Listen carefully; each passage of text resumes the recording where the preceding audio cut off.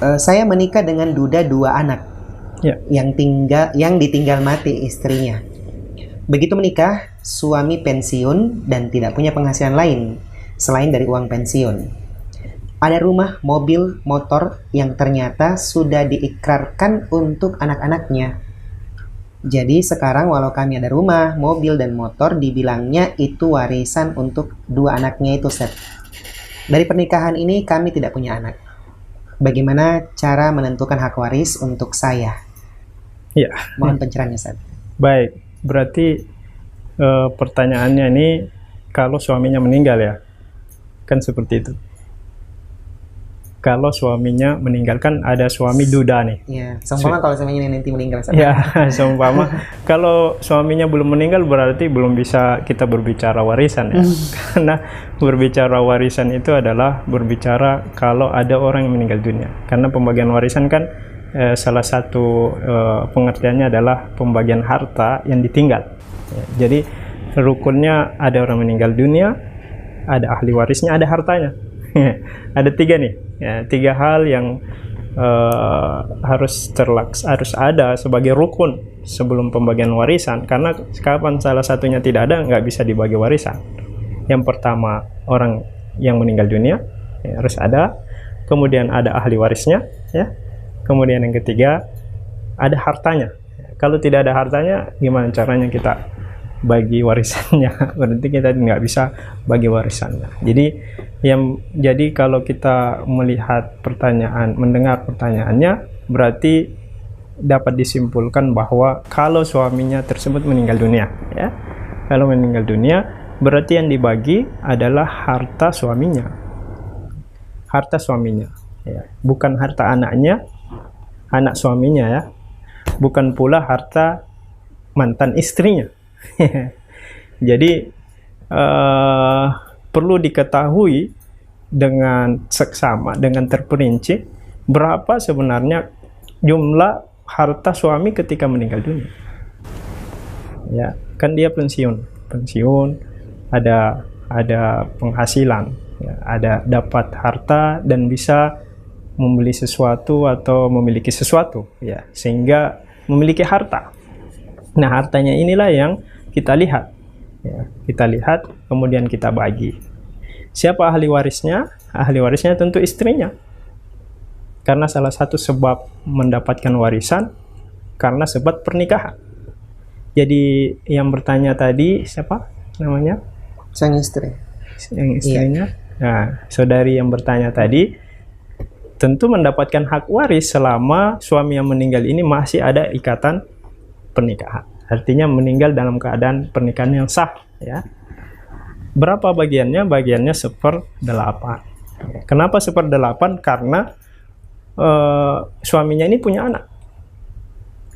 Walaupun antar pernikahan mereka, suami istri dengan suaminya tidak dikaruniai anak, ya, tetapi suami yang meninggal ini ada anaknya, ya. Jadi yang dilihat siapa yang meninggal dunia, ada anaknya atau tidak ada anaknya. Dalam surah An-Nisa ayat ke-12 di situ diterangkan warisan istri, ya. Berapa haknya istri? Ada 2 kemungkinan, apakah dia 1/4 atau 1/8. Kapan 1/4? Kalau suami yang meninggal tidak punya anak sama sekali. Nah, dalam kasus ini suami yang meninggal punya anak walaupun bukan dari dia, ya, tetapi dari istri yang lain, maka dia tetap dihitung, ya. Anak-anak ini tetap dihitung. Jadi istri yang kedua ini mendapatkan warisan 1/8. Sisanya 7/8, ya. Sisanya 7/8 inilah yang dibagi kepada anak-anaknya. Kalau ada anak-anak laki-laki atau anak perempuan, maka pembagiannya 2/1, ya. Lidzakari mislu hadzil unsayain. Dibagi sisanya tadi, ya, sisanya dibagi kepada anak-anaknya dengan perbandingan 2/1. Ya, jadi seperti itu. Adapun harta sebelumnya, harta bawaan ini, kalau istilah dalam fikih keluarga ada namanya harta bawaan, ya, harta bawaan. Perlu dicek lagi, ya, kira-kira yang mana hak suaminya, yang mana hak anak-anaknya. Ya, jadi rumah, motor, apalagi kendaraan mobil itu perlu dicek ya, apakah memang hak suami atau hak anak. Kalau hak suami berarti istri dapat bagian 1/8. Tapi kalau hak anak berarti istri dari ayahnya tidak dapat apa, tidak dapat dari situ. Kenapa? Karena anak tirinya ini, ya, tidak ada jalur saling mewarisi antara ibu tirinya. Ya. Jadi dari kendaraan-kendaraan tersebut perlu diperjelas ini milik siapa. Tadi dikatakan sudah diikrarkan kepada anak-anak. Nah, maksudnya diikrarkan apa? Apakah sudah dihadiahkan atau bagaimana? Nah, ini perlu diperjelas ya, maksud daripada diikrarkan. Kalau dihadiahkan berarti ibunya yang sudah meninggal dunia memberikan semasa hidupnya. Nah, itu baru sah. Tapi kalau ternyata belum pernah diberikan, lalu ibunya meninggal dunia, berarti dia masuk warisan. Jadi, adapun harta sebelum ini, sebelum menikah, ya, perlu diperjelas milik siapa nih? Apakah milik suaminya atau milik anaknya? Ya, itu saja kesimpulannya. Kalau dia milik suaminya, berarti istrinya yang sekarang ini masih punya hak dari situ. Walaupun tidak semuanya, sebagiannya. Ya.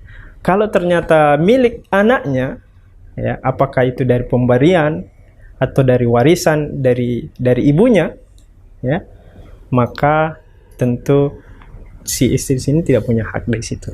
Ya, jadi dari harta-harta yang ada itu perlu diperjelas yang mana hak suami. Itu yang harus kita perjelas. Yang mana hak suami. Ya, kalau sudah jelas ini haknya suami, itulah yang dibagi. Ya, berapa bagiannya? 1/8, kemudian anak-anaknya 7/8. Wallahu a'lam bishawab. Baik. Mudah-mudahan jelas ya. Iya, jelas sekali. Ya. Tapi apakah tidak istilahnya?